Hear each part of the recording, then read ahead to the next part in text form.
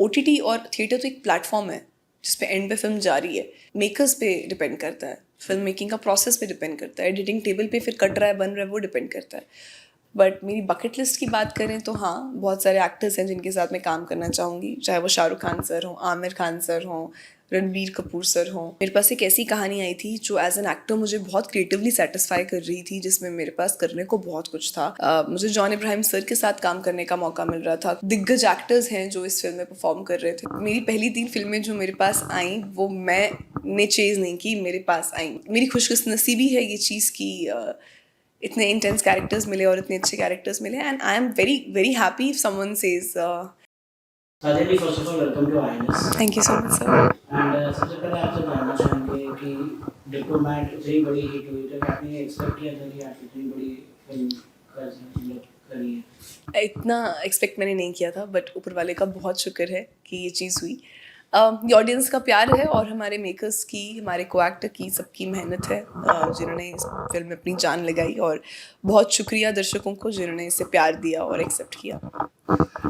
साजिद जी, जब आपके पास ये फिल्म आई थी तो क्या रीज़न था आपके ये चुनने का इस फिल्म को, और क्यों आपने हाँ की थी? मेरे पास क्या रीज़न हो सकता है? कहानी सबसे बड़ा रीज़न था इस फिल्म के लिए, क्योंकि मेरे पास एक ऐसी कहानी आई थी जो एज एन एक्टर मुझे बहुत क्रिएटिवली सेटिस्फाई कर रही थी, जिसमें मेरे पास करने को बहुत कुछ था। मुझे जॉन इब्राहिम सर के साथ काम करने का मौका मिल रहा था। कुमुद मिश्रा, शारिब हाशमी, इतने दिग्गज एक्टर्स हैं जो इस फिल्म में परफॉर्म कर रहे थे, और जो मेरा कैरेक्टर था उसमें इतनी लेयर्स थी, इतनी डेप्थ थी, और ये स्टोरी इतनी खूबसूरत है about courage, about strength, about hope, about not giving up, about presence of mind, about so many great things that there was no other way but for me to be grateful about this film. अभी तक की जो आपकी filmography देखे हैं हमने, तो काफ़ी सारे इंटेंस रोल्स और सीरियस रोल्स ही किए हैं आपने, तो क्या ये जानबूझ के मतलब फैसला था कि आपको लोग एक सीरियस एक्टर माने क्या? नहीं, मेरी पहली 3 फिल्में जो मेरे पास आई वो मैंने चेज नहीं की, मेरे पास आई। मतलब I have no contribution in selecting those films. Those films were destined to be a part of. Those films were destined for me to be a part. And I am very grateful because ये मैं plan नहीं कर सकती थी, ये कोई भी plan नहीं कर सकता कि आप अपनी पहली 3 फिल्में कैसे करो। इतना इख्तियार नहीं होता हमारे पास। बट मैं बहुत खुशकिस्मत हूँ अपने आप को इस बात के लिए। मेरी खुशनसीबी है ये चीज़ की इतने इंटेंस कैरेक्टर्स मिले और इतने अच्छे कैरेक्टर्स मिले, and I am very very happy if someone says that serious actor, I mean it's much better who मेरा क्रिएटिव एक्टर, मेरे अंदर की क्रिएटिविटी जिस चीज़ से सेटिस्फाई हो, उससे बड़ी और बात क्या है। But I also feel that I just started and I am really open to all kind of characters, all kind of roles, be it a proper commercial Bollywood heroine और a proper dinchak or something like very loud. I mean, I've just started out and I'm open to explore all kind of characters. OTT और theatres की बात की जाए तो मतलब OTT में जो एक्टर्स को फ्रीडम मिलता है, आपको लगता है कि थिएटर्स में मिल सकता है, फिल्म में मिलता है फ्रीडम? मैंने सिर्फ थिएटर किया अभी तक, तो आई डोंट नो क्या डिफरेंस होगा, बट या मिलता है। क्रिएटिव सेटिस्फैक्शन तो होती है, बिल्कुल फ्रीडम मिलता है। मेकर्स टू मेकर्स डिपेंड करता है, उससे प्लेटफॉर्म का लेना देना कुछ नहीं है।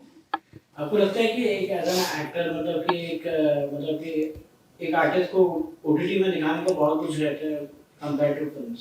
That's what I am saying, makers पे डिपेंड करता है, फिल्म मेकिंग का प्रोसेस पे डिपेंड करता है, एडिटिंग टेबल पे फिर कट रहा है बन रहा है वो डिपेंड करता है। OTT और थिएटर तो एक प्लेटफॉर्म है जिस पे एंड पे फिल्म जा रही है। जब OTT पे जाती है तो वो एडिट नहीं करते ज़्यादा because they have to show a lot. Theatre पे जाते हैं तो they try to crisp it. But as an actor creatively satisfaction I believe कहाँ मिलती है, ये डिपेंड करता है कि आप कौन से सेट पे हैं और कौन से मेकर्स के साथ बना रहे हैं और किस कहानी पे आप काम कर रहे हैं। इससे प्लेटफॉर्म तो बस एक बीच का मीडियम है। आप अपने स्टार्टिंग के करियर में आपने अंशी और जॉन के साथ काम किया, तो क्या रीजन था, मतलब कि कितना कुछ सीखने को मिला आपको इन लोग से, इतने दिवस को लगा? बहुत कुछ सीखने को मिला, ह्यूमिलिटी सीखने को मिली, प्यार से काम करना, और चाहे आप किसी भी स्टेज के पे हो अपनी लाइफ के, करियर के, कितने भी बड़े स्टार हो, आप स्टिल इतने पैशनेट हो और आप इतनी मेहनत कर रहे हो और जान लगा रहे हो, तो वो इंथुजियाज्म सीखने को मिला। या आई मीन